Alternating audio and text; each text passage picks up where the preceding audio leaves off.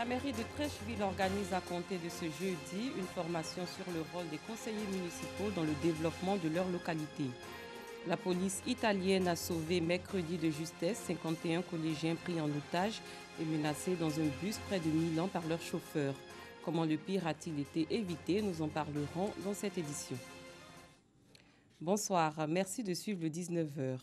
300 conseillers municipaux sont instruits sur leur rôle dans le développement de leur localité. C'est une initiative de la mairie de Treichville qui entend mieux impliquer les conseillers municipaux dans les prises de décision et surtout dans la gestion de la mairie. La formation va durer 2 jours. Doigt de laser. Selon la loi, les conseillers municipaux doivent être au nombre de 25 à 50 en fonction de la grandeur de la commune. Leur rôle est avant tout de représenter tous les citoyens et de répondre aux besoins de la collectivité sans favoriser aucun intérêt particulier. Ils ont pour la plupart une coloration politique et devront respecter les promesses faites aux électeurs et défendre leurs opinions. Des prérogatives qui sont enseignées aux 300 conseillers municipaux de la mairie de Treichville à ce séminaire de renforcement de capacité. Beaucoup de conseillers pensent qu'il suffit d'assister aux réunions, mais ça ne suffit pas. Il faut participer d'abord aux réunions du conseil municipal, c'est pour ça qu'on a sollicité le vote des citoyens. Ensuite, apporter son expertise à quelque niveau que ce soit au bon fonctionnement de la collectivité. Le séminaire est initié par le maire de Treichville en vue de rendre plus efficaces les actions des conseillers municipaux dans le développement économique et social de la commune. D'avoir des instructions pour interpréter comme il se doit la loi et être en conformité avec nos tutelles. Permettre un épanouissement de la population par l'embellissement de notre commune, l'assistance au niveau de l'éducation. Ce sont donc tous ces domaines-là que nous essayons de comprendre.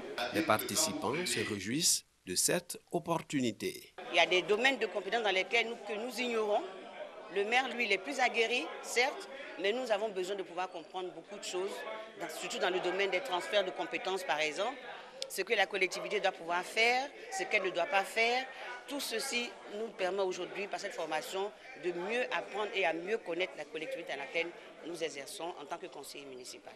Le conseiller municipal est un acteur de démocratie locale.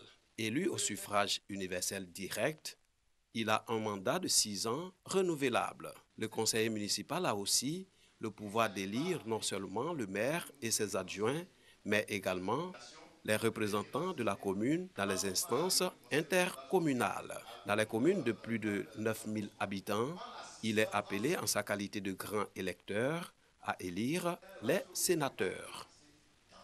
Hier, mercredi 20 mars, c'était la journée internationale de la francophonie, l'occasion de discuter de la langue française et de son usage. Le français est aujourd'hui parlé par 300 millions de personnes sur les 5 continents, dont près de la moitié en Afrique. Langue officielle de 32 États et gouvernements, ainsi que de la plupart des organisations internationales et 5e langue mondiale, le français est en forme et progresse encore dans le monde. Thème retenu cette année, en français s'il vous plaît. Au plan national, le thème choisi est le numérique, une opportunité pour l'autonomisation des femmes. Le lancement des festivités a eu lieu hier dans la commune de Cocody.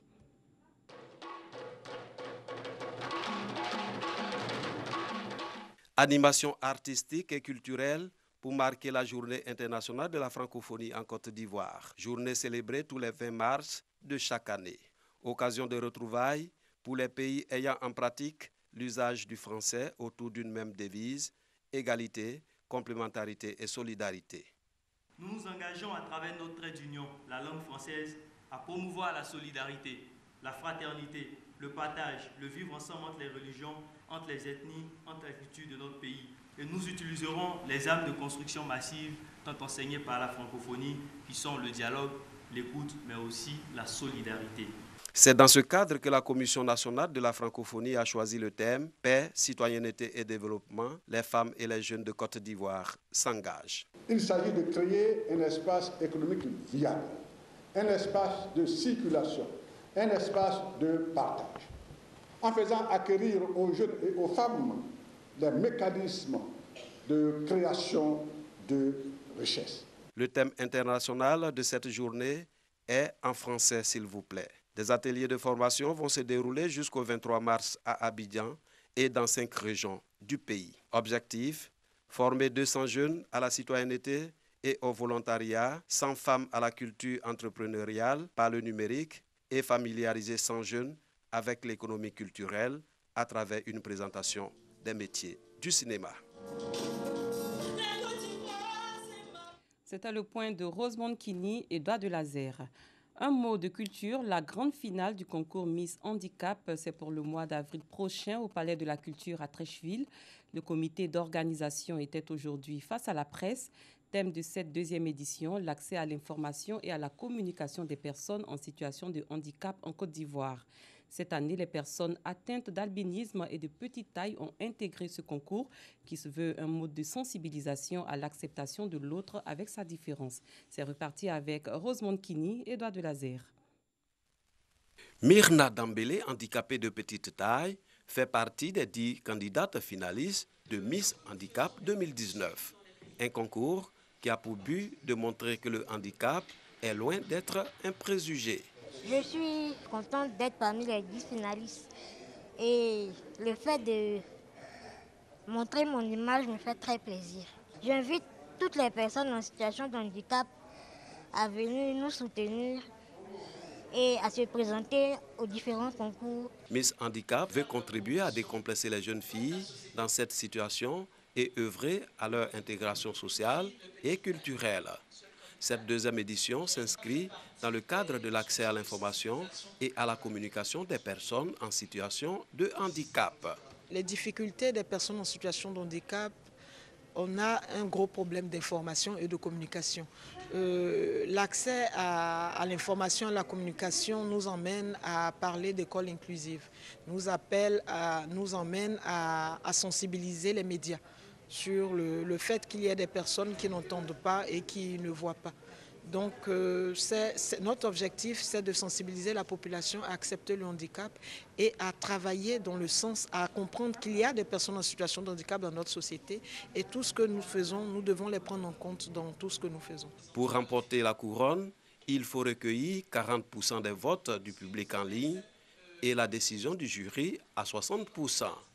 Ce concours de beauté bénéficie du soutien et de l'adhésion de plusieurs organisations œuvrant à l'autonomisation de la femme. C'est vraiment très important pour nous d'accompagner le concours, d'accompagner ces jeunes filles. Et nous avons pour mission l'égalité des sexes et l'autonomisation des femmes. La Miss Handicap 2019 sera connue le 20 avril prochain à l'issue de la grande finale. Rendons-nous à Abu Dhabi où se tiennent les Jeux olympiques spéciaux. À l'occasion de la journée mondiale des trisomiques, Cathy Touré, notre envoyée spéciale, a voulu montrer comment le sport peut être un moyen efficace d'épanouissement pour ces personnes. Elle nous fait vivre également l'ambiance au sein de la délégation ivoirienne. Le récit est signé Fatima Sibi.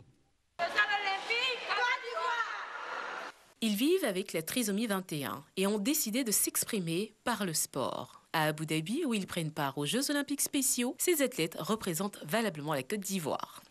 Je m'appelle Kamé Ouba Tamé Sada Odatou. Ma joie, ma vie, ma théoda, et ma mère, et ma papa me dit bonne chance. Moi, je m'appelle Badou Edith et ma mère Victoire. Je joue handball. J'ai gagné la médaille d'or, j'ai gagné. Moi, je me nomme Cissé Leti. Je fais du judo. Il ne m'est pas très fort. Il y a une médaille de bronze. Il m'épanouit, il y a beaucoup d'amis. Quand je suis un bal, je suis content.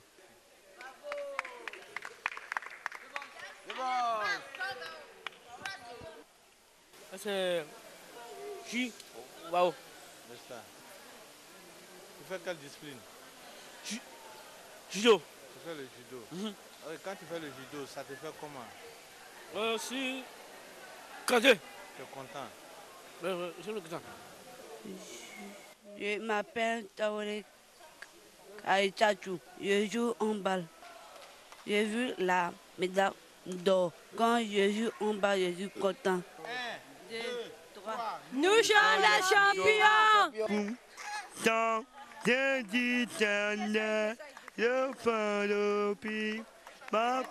Des champions déterminés à aller au-delà de leur handicap. Retour en Côte d'Ivoire, l'équipe de Bonjour Tour 2019 était récemment dans la ville de Korogo. Les humoristes ont montré leur savoir-faire. Les populations de la cité du Poro disent être heureuses d'accueillir l'émission. Paga Sorokoni. Korogo, 4e ville de la Côte d'Ivoire en termes de population et d'économie. Située au nord de la Côte d'Ivoire, à environ 635 km d'Abidjan, Korogo est le chef-lieu du district des Savanes et de la région du Poro. Au stade, conseiller du président de la République Alassane Ouattara, équipe de production de Bonjour, émission humoristique de la RTI et organisateurs locaux en plein échange. Échange qui s'inscrit dans le cadre de Bonjour Tour 2019. Il faut s'assurer que le lieu choisi pour accueillir l'événement est approprié. Une fois convaincus, les chaises peuvent être installées et le site arrosé. La nuit tombée, à l'entrée du stade, les spectateurs dans la file d'attente sont contrôlés par les forces de défense et de sécurité. Nous avons appris que les humoristes étaient là pour Bonjour 2019, pour Korogo. On a décidé de venir assister parce qu'on adore ces humoristes et on veut partager la joie avec eux. J'adore Nkadeka, j'aime Agalawal et je suis sûre que je vais bien me marrer ce soir. J'ai suivi la publicité à la télévision. On a dit qu'il y avait Bonjour 2019. Alors je suis venu à la famille pour venir assister. C'est très important de les voir en face et puis vraiment bien rigoler à la famille. À l'intérieur, c'est une population de la capitale du Poro, sortie nombreuse, qui suit avec beaucoup d'intérêt les nouveaux talents.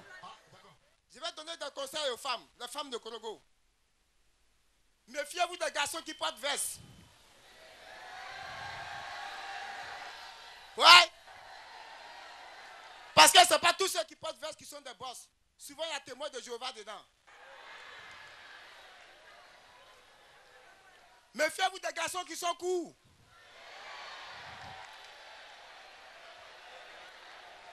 Représentants du parrain, autorités administratives, élus et cadres de la région, une fois installés, le spectacle peut alors commencer. Bon, toi tu es quelle ethnie? Toi tu es quelle ethnie? Waouh. Waouh. Waouh. Grossesse? Un bébé? Deux bébés? Trois bébés? Quatre bébés? Ah, c'est Djoula, je connais. La qualité des prestations appréciées par les populations, les élus, les cadres et par le ministre Albert Mabritois-Keus, représentant le parrain, le Premier ministre Amadou Gon Coulibaly, fils de la région. Je pense que c'est important dans la vie des villes, de nos communes, que des événements pareils se produisent. C'est pour cela que je me sens très honoré de représenter le Premier ministre. Bonjour 2019 à Korogo, c'est une première édition, c'est une fierté pour nous. Je pense que c'est une manière d'occuper certainement la jeunesse. C'était la première fois qu'on ajoute deux artistes, Anna Chené et puis DJ Léo. Vraiment, c'était beau. Si Dieu nous donne longue vie, on aura toujours Bonjour 2020. Félicitations à la RTI. Bonjour à Korogo terminé. Rendez-vous est pris l'année prochaine pour plus d'humour et de rire.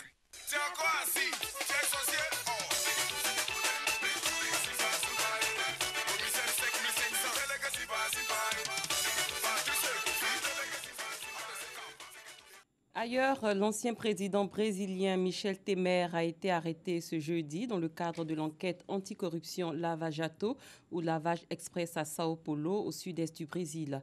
Michel Temer, qui a quitté le pouvoir à la fin 2018, après près de 2 ans et demi de mandat, fait l'objet de plusieurs enquêtes pour corruption et devrait être rapidement transféré vers Rio de Janeiro. Il était arrivé au pouvoir en août 2016, après la destitution de la présidente de gauche Dilma Rousseff pour maquillage des comptes publics dont il était le vice-président de centre droit. Il avait cédé les clés du palais du Planalto le 1er janvier dernier à Jair Bolsonaro après avoir battu des records d'impopularité à l'issue d'un mandat entaché par les scandales de corruption. Et toujours ce mercredi, la police italienne a de justesse sauvé 51 collégiens pris en otage et menacés dans un bus près de Milan par leur chauffeur. Il s'agit d'un Italien d'origine sénégalaise, Oussenoussi, qui a invoqué le sort des migrants africains morts en mer Méditerranée avant d'incendier le véhicule. Ainsi prend fin cette édition. Merci de votre attention. Très bonne soirée. À demain, même heure.